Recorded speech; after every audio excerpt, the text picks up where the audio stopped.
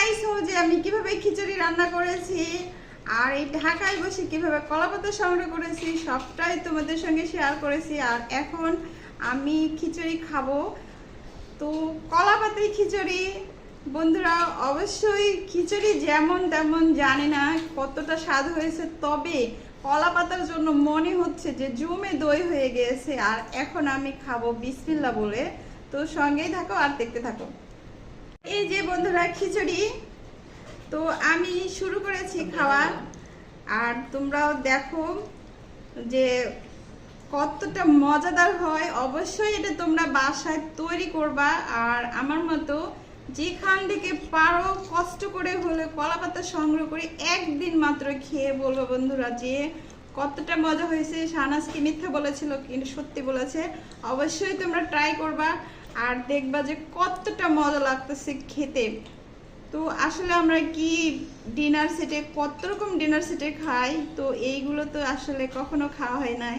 সবসময় আমাদের বাবা নানু এদের কাছে গল্প শুনেছি খিচুড়ি কলা পাতায় খেতে অনেক মজা লাগে। আর আজকে আমি কিভাবে যে সংগ্রহ করলাম আর কিভাবে যে আমি এই মাথায় নিয়ে আসছি এই বুদ্ধিটা আমি নিজেও ভাবতে পারতেছি না।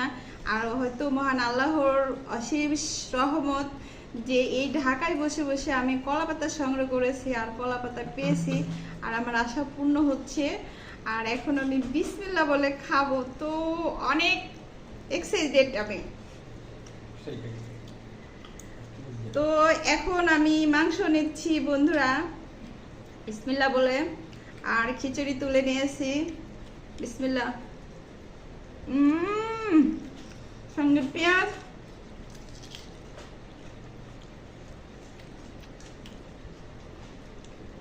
জাস্ট ওয়াও বন্ধুরা, মাশাআল্লাহ মাশাআল্লাহ মাশাআল্লাহ, এত সুন্দর হয়েছে বলার ভাষার বাইরে।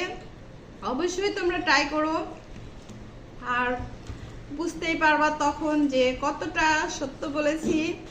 অনেক মজা আসলেই বন্ধুরা, আমাদের নানু দাদুর কাছে যে গল্প শুনেছি আসলেই খুব সুস্বাদু লাগতেছে। আর বন্ধুরা দেখতেই পাচ্ছ যে কতটা খিচুড়ি মজা হয়েছে। তোমাদের দাওয়াত, চলে আসো আমাদের বাসায়।